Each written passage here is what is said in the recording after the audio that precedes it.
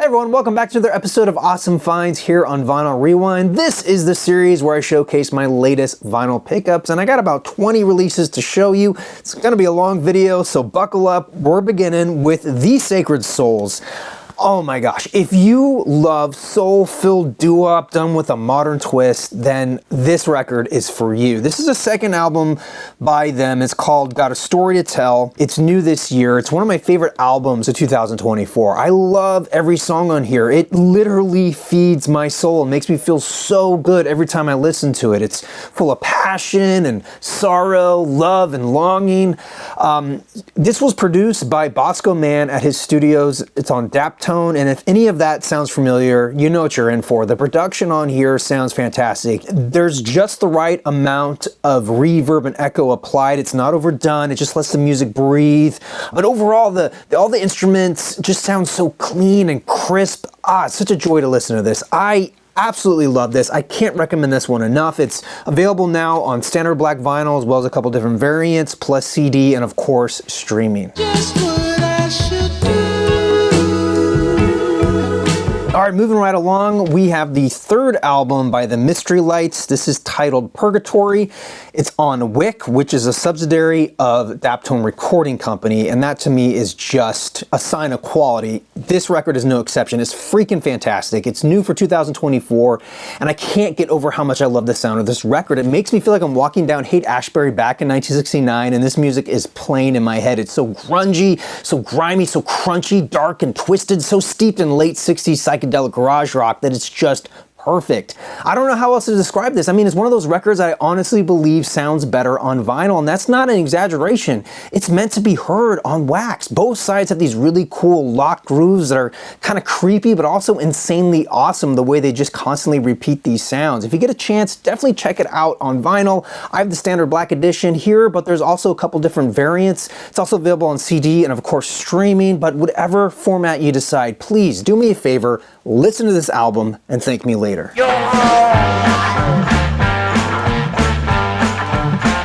this next album by Chalino Sanchez, I thought it was kind of interesting because I saw parallels with this album right here by Marty Robbins. And so like, I honestly believe if you love this record, definitely try this album out, because I feel like even though these were released 30 years apart, they're like kindred albums in a sense. He was a Mexican singer, but prior to getting into music, he didn't necessarily live a pure lifestyle. I mean, by the age of 15, he had shot and killed a man who raped his sister, and he spent some time in jail for some petty crimes, drug dealing. He was a coyote smuggling people over the US border. But while in jail, he started writing music. In fact, some of his first songs came out of his time in prison. And he started writing music to commemorate other inmates' stories, their crimes. And he's known for singing in this really interesting genre called narco corrido, which is basically a version of these Spanish-style ballad songs, but the lyrics speak of true crimes or true stories that happen. And he got very popular at this time because like he sang in a style that was a little different. Like he was a little out of tune at times, but that added to the authenticity. Sometimes he would bark the lyrics in a way. It's hard to describe exactly. And he also sang with a regional accent, which was kind of unheard of at that time. So he was a rebel in a sense, and sadly he was murdered the same year this came out in 1992. He's gone on to become like a legend basically, but often I find that his murder overshadows his music, but it's really worth checking out. And even if you don't understand a lot of Spanish like me, I still think you're going to get a lot out of this. It's really beautiful music, often in a waltz time. Yeah, and it's so great that Craft Recordings is putting this out now, because trying to get original pressings of this album can be very expensive, and this one sounds fantastic. So definitely check out Chalino Sanchez however you can. He's really worth listening to.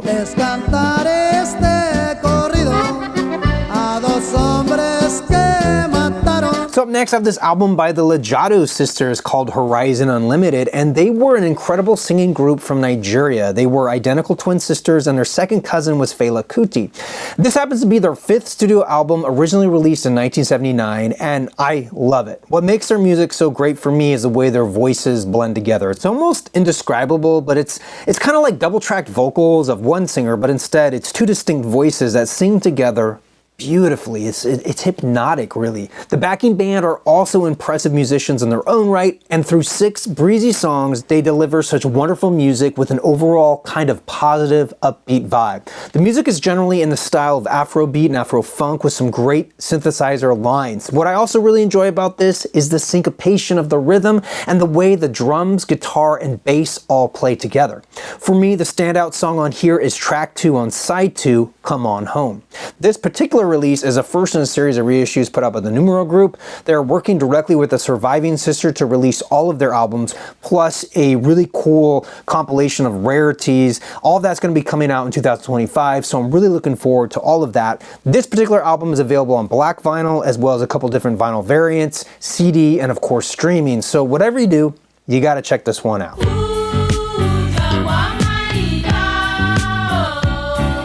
All right, next up I have White Noise by George Burton. This is easily one of the most powerful and meaningful albums I heard in 2024. George Burton is a keyboardist, and through the use of modern jazz, he expresses his discontent with the way he sees the world at the present moment. And the music is this beautiful and also distressing mix of spoken word, modern jazz, distorted electronic elements, and hip hop. It sounds very fresh, exciting, and sonically interesting, but it's also very melodic. There are some great grooves on here too, but it's all a vehicle for his powerful message. I think this quote from George sums it up the best. It's a reflection of the world we live in today. It's chaos, beauty, and contradictions. Overall, the recording sounds fantastic, and honestly, the vinyl feels like the band is in the room with me, especially the upright bass. The tone on it is just gorgeous. I just want to put my face up to the speaker and just soak it in. This is an album that I think you really have to hear it. It's not something you can just listen to. You really got to like soak it in. It's just an experience, so I highly encourage you to check it out. It's available on vinyl and of course streaming. They say it takes unlearning to get to the soul of yourself. Up next, I got this record by Grace Cummings, and she has one of the most unique voices I've heard in a very long time. It's commanding, harrowing, emotive, and relatable because there's like this unrefined quality to it. I mean, she's not like a textbook perfect singer. There's a bit of growl to her voice, and at times you can really feel the words she is singing. I mean, the places she takes her voice is remarkable. She can get really low, but she also get really high, and the way she flows between her range is really fascinating to listen to. I can't think of another singer that's captivated me as much as she has recently. Ramona is her 3rd studio album, and it's new for 2024, and it's one of those records that feels very familiar, yet every track feels new. The sound is very warm and inviting. It's similar to that Laurel Canyon vibe, but it's just a little different. The production is not all over the top, but it does feel expansive and vast. Style-wise, this album takes its cues from legendary singer-songwriter type records. It's very well arranged with a lot of instrumentation beyond your standard drums, bass, and guitar. You got fretless bass on here, cello, horns, vibraphone, harp, violin, piano, synthesizer, but they're all used sparingly and to great effect. This feels like a great American album. I highly recommend you listen to this. It's out now on ATO Records, and it's available on a couple different vinyl variants, including this gold color as well as CD. Just save your numb. All right, so up next I have Underwater Detection Method by Greg Lisher. And if you know me, you know I'm a sucker for synth-based music, so I was really interested to check this one out. So Greg Lisher is one of the founding members of Camper Van Beethoven, and on this album, he decided to try something new and play around with a synthesizer, and the result is 12 all-instrumental songs that are really engaging to listen to. It's got a great solid foundation but from the bass and drums, so it gives him this freedom to kind of play around and incorporate all these different sounds and layers and textures. Sometimes it almost sounds like a soundtrack, but at other times it's got this kind of dance club or dub vibe about it, but it never sounds stuck in one era or trying to be retro. It all sounds very new and interesting.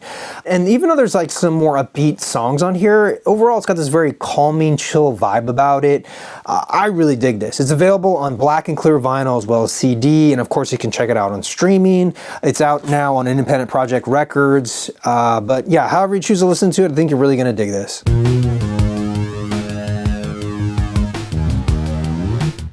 So up next, I have Landmarks. This is a collaboration between Celer and Forest Management. And if you're a fan of ambient music, you're gonna really dig this album. I did not know what this was gonna be about. This was originally released in 2017, and this is the 2024 vinyl release.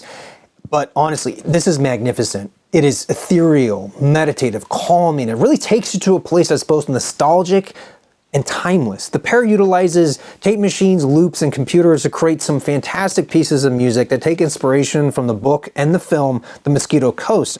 So this was released on vinyl and cassette, but unfortunately, according to their Bandcamp, both have since sold out. But you can definitely listen to this on streaming, so give it a spin. I think you're gonna dig it.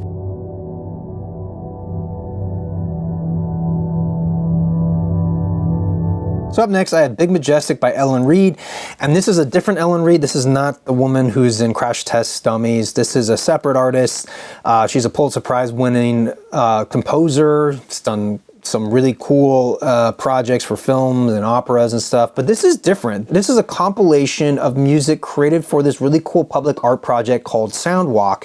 Basically what I gather is that she created these short pieces of music called cells, and using a GPS enabled app, you would walk around these different parks, and depending on where you were, it would play different cells. So it was almost like this custom infinite soundtrack. And so this is a combination of those different cells, and the music on here is just scrumptious. What I really like about it is that each track is specific to a different park, and so even if you haven't been to it physically, you can kind of go there sonically. The music itself is modern classical with a broad range of instruments not normally associated with classical music, and features a ton of guests. It's available now on vinyl as well as streaming, so you have no excuse. You need to listen to this.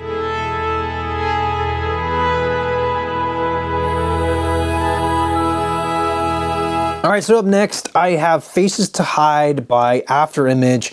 This is like a nearly forgotten LA post-punk band, kind of in the style of Joy Division.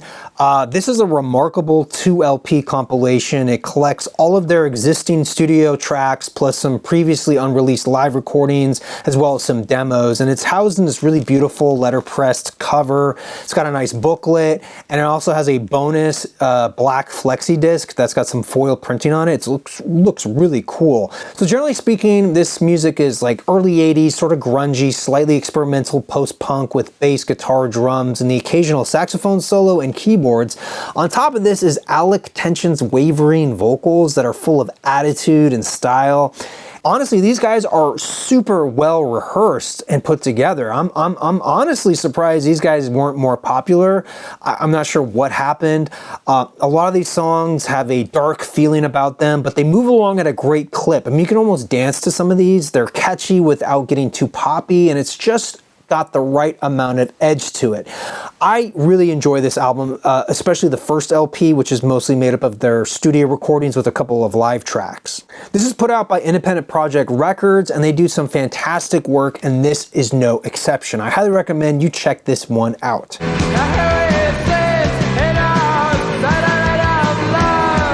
All right, so up next, I have Zimmer 90 with What Love Is, and this was one of my favorite discoveries of 2024.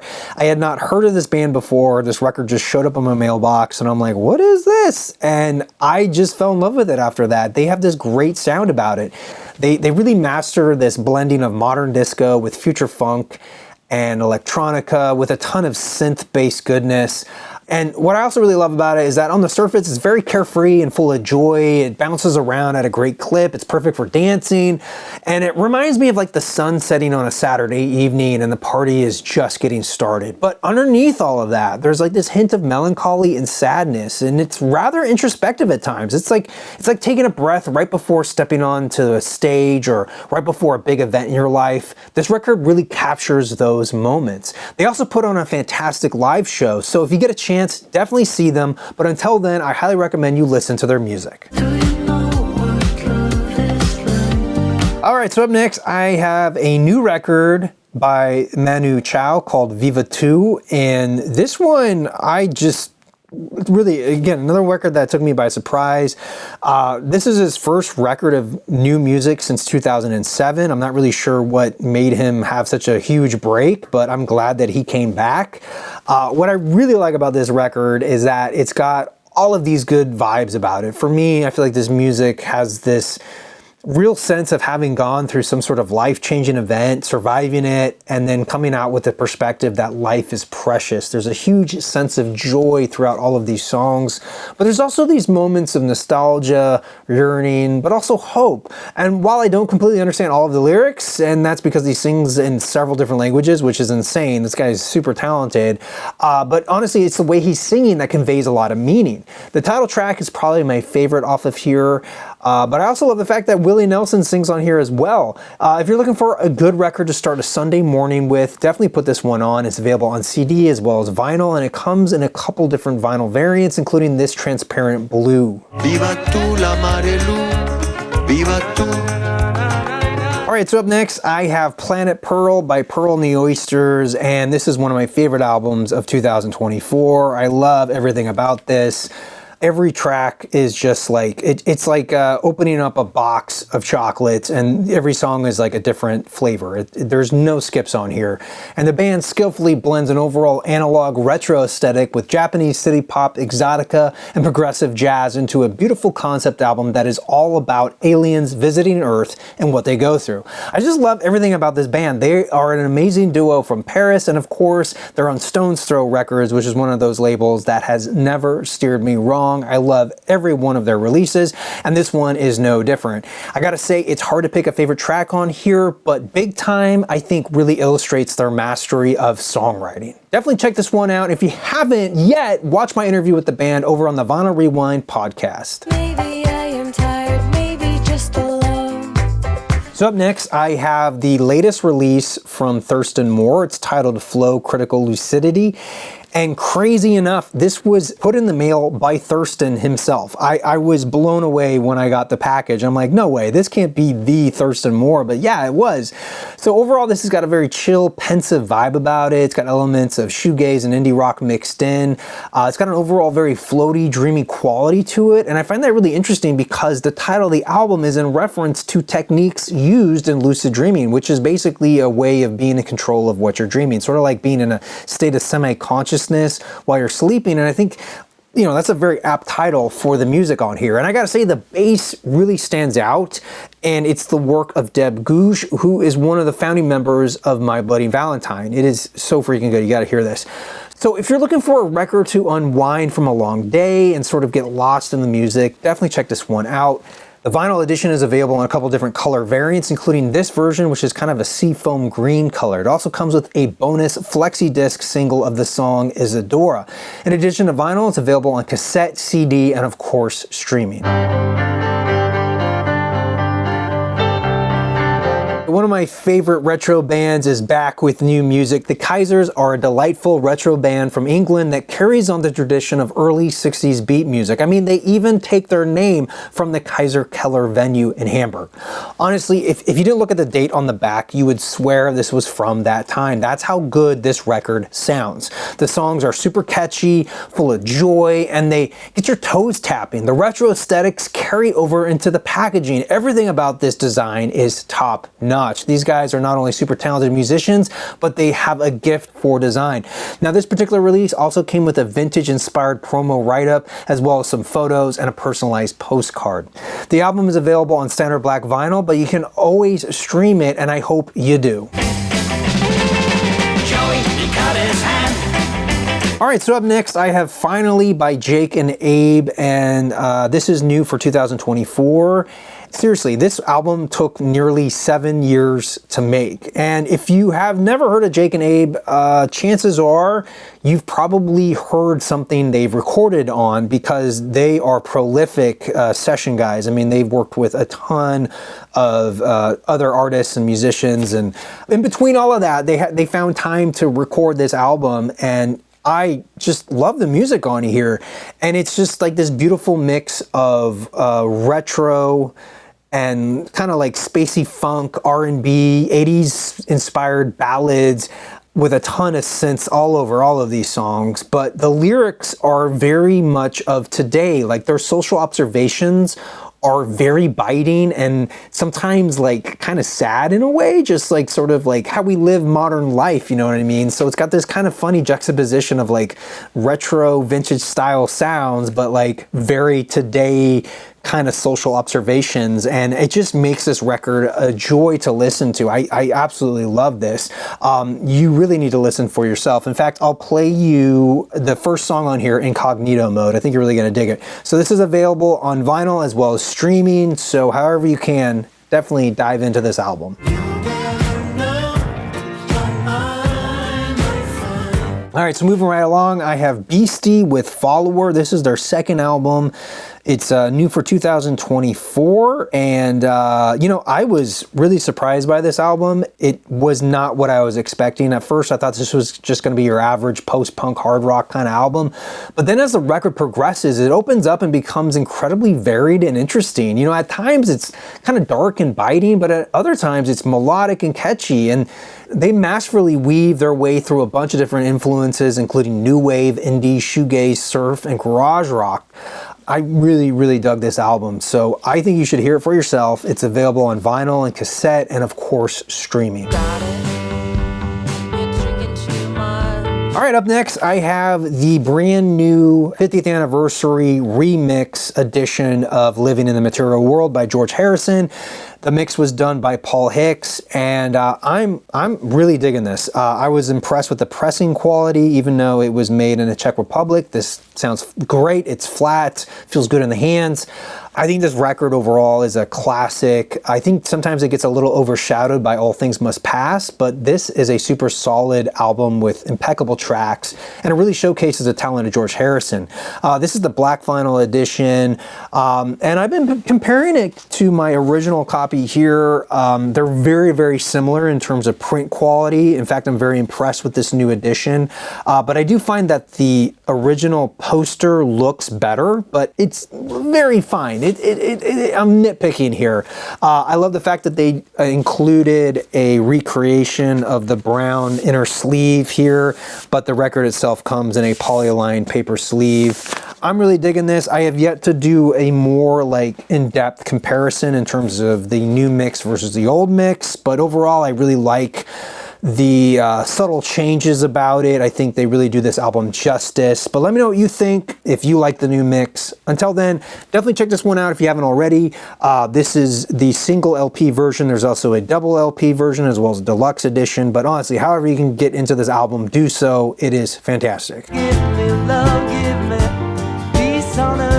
All right, finally, I have two releases from Rhino High Fidelity. This first one is the Stooges, and for me, this is one of those records that if you really want to understand music history and where we are today, you got to listen to it. I mean, especially when it comes to like hard rock and punk music, this was so influential, and it's incredible to think about what these guys were doing in 1969. I mean, if you were to release this today, I think people would think this was a new band.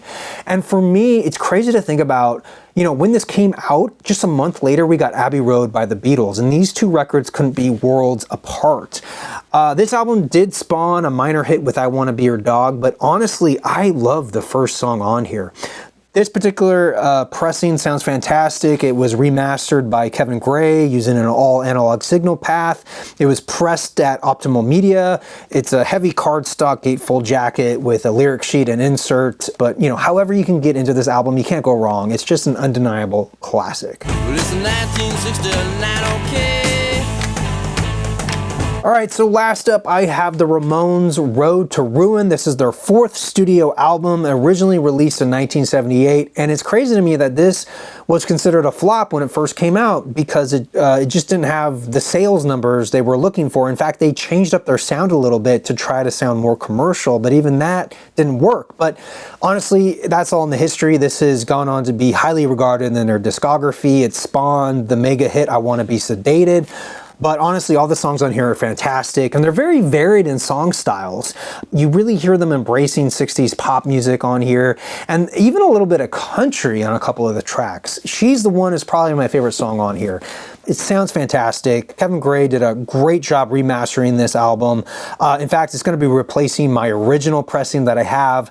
This version is limited to 5,000 copies, so even if you miss out on this one, I highly recommend picking up a copy. I think this is an album that is worthy of your collection. All right, everybody, that will do it for today. Be sure to let me know what you think of these releases. Which ones were your favorite? Are you considering picking up any of these? Were any of these bands new to you? I really want to know. Leave a comment down below. Until then, thank you. Thank you so much for watching. I especially want to thank my members over on Patreon. I'm your Vinyl Geek, and I'll catch you on the flip side.